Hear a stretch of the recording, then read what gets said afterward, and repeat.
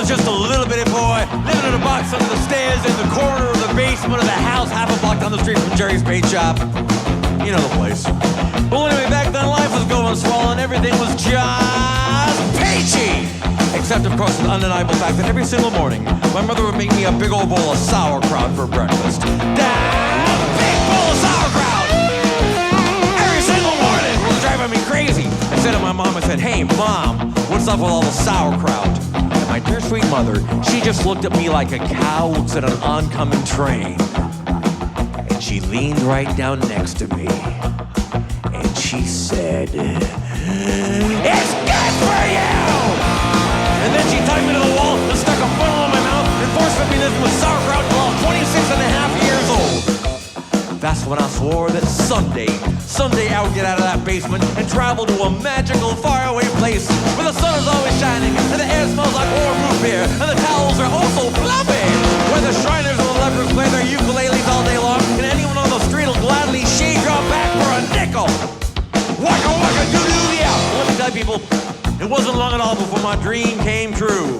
Because the very next day, a local radio station had this contest to see who could correctly guess the number of molecules in Leonard Nimoy's butt. I was off by 3, but I still won the grand prize. That's right, a first-class one-way ticket to Albuquerque.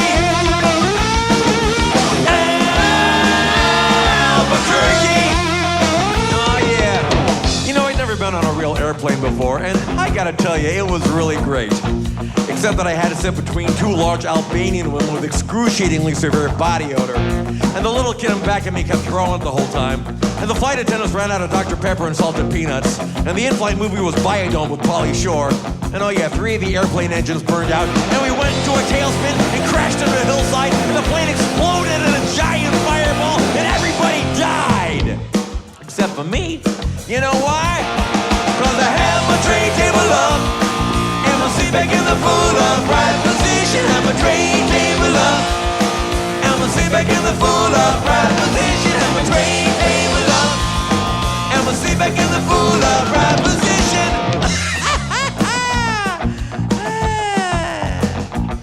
So I crawled from the twisted burning wreckage.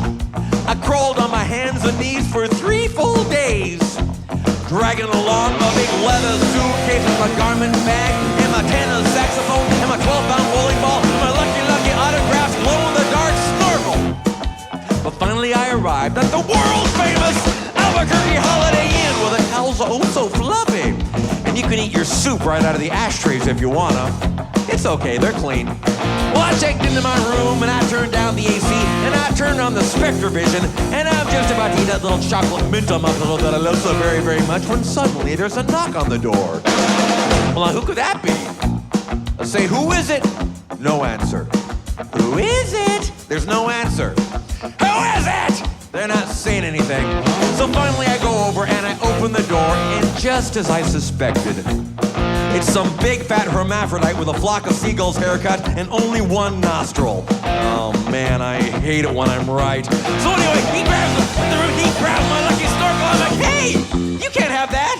That snorkel's been just like a snorkel to me. And he's like, tough. And I'm like, give it.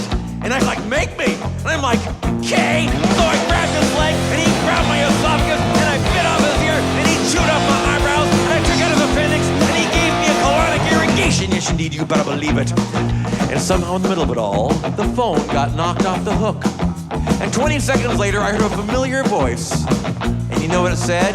I'll tell you what it said. It said, if you'd like to make a call, please hang up and try again. If you need help, hang up and then dial your operator. If you'd like to make a call, please hang up and try again. If you need help, hang up and then dial your operator. In Albuquerque. Albuquerque. Well, to cut a long story short, he got away with my snorkel. But I made a solemn vow right then and there that I would not rest. I would not sleep for an instant until the 1-nostriled man was brought to justice.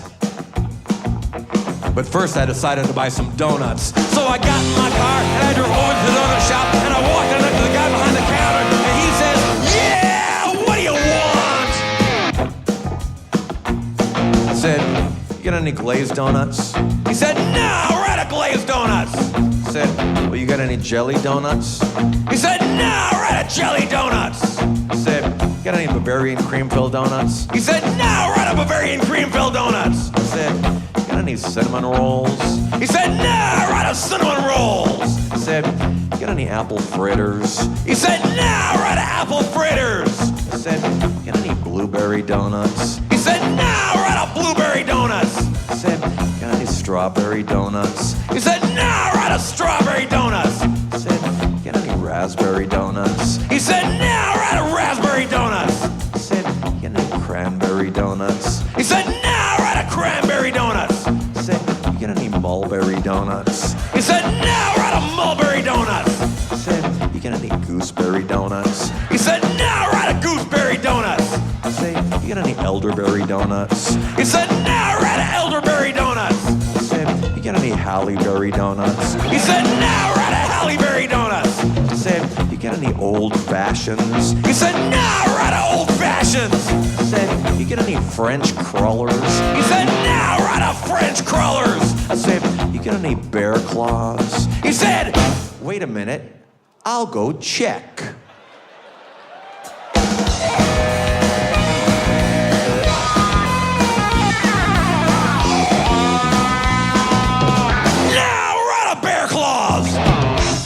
I said, "Well, in that case, what do you have?" He says, "All I got right now is this box of 12 starving, crazed weasels." I said, "Okay, I'll take that." So he hands me the box, and I open up the lid, and the weasels jump out, and they immediately latch onto my face and start biting me all over. Oh, man. They were just going nuts. They were quite literally tearing me apart. You know, I think it was just about that time that a little ditty started running around inside my head. I believe it went a little something like this.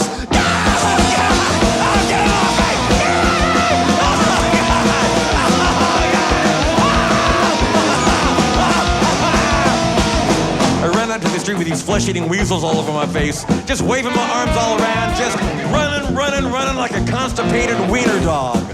And as luck would have it, that's exactly when I ran into the girl of my dreams. Her name was Zelda.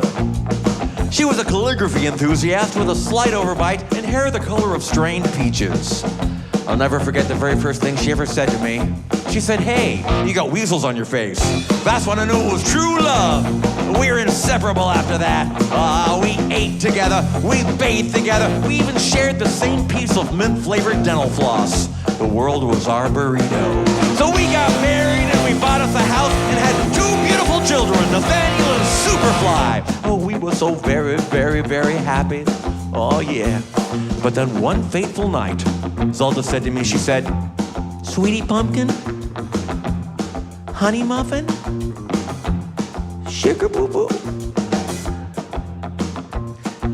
do you want to join the Columbia Record Club?" I said, "Whoa! Hold on now, baby. I'm just not ready for that kind of a commitment." So we broke up and I never saw her again. But that's just the way things go. In Albuquerque. Albuquerque.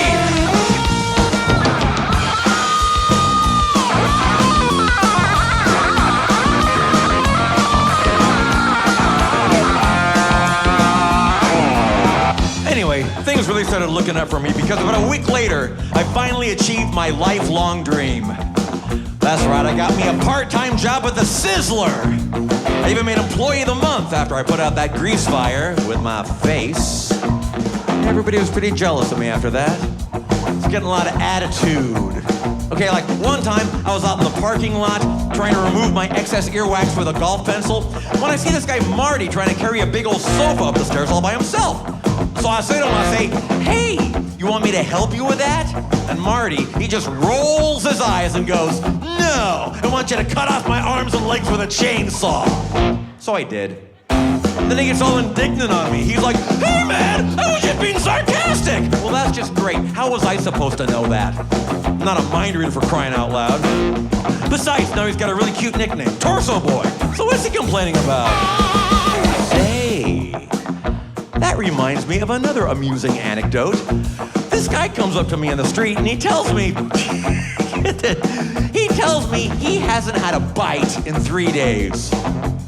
Well, I knew what he meant, but just to be funny, I took a big bite out of his jugular vein, and he's yelling and screaming and bleeding all over. I'm like, hey, come on, don't you get it? But he's just rolling around the sidewalk, bleeding and screaming. You know, completely missing the irony of the whole situation. Some people just can't take a joke, you know? It's, sad. Anyway,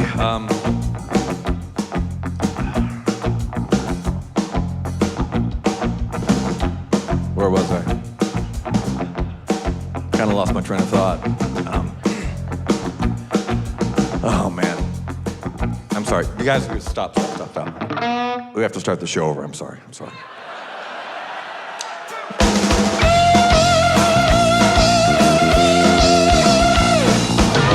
Way back when I was just a little bitty boy, living in a box under the stairs in the corner of the basement of the house, half a block down the street from Jerry's Bait Shop. You know the place. Well, anyway, back then life was going swell and everything was just peachy. Except, of course, the undeniable fact that every single morning, my mother would make me a big old bowl of sauerkraut for breakfast. A big bowl of sauerkraut! Every single morning, it was driving me crazy. I said to my mom, I said, hey, Mom, what's up with all the sauerkraut? And my dear sweet mother, she just looked at me like a cow looks at an oncoming train. And she leaned right down next to me. Oh, wait. Now I remember. Okay, now I remember. All right, it's coming back to me now. I'm sorry about that.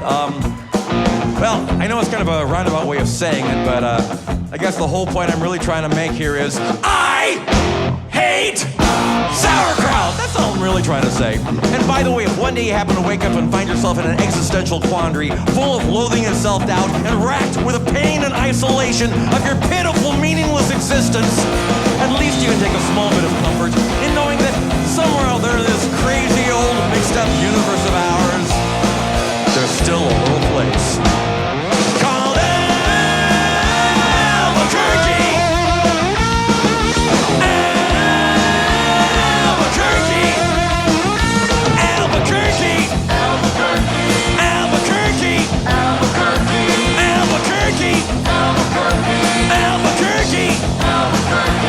I said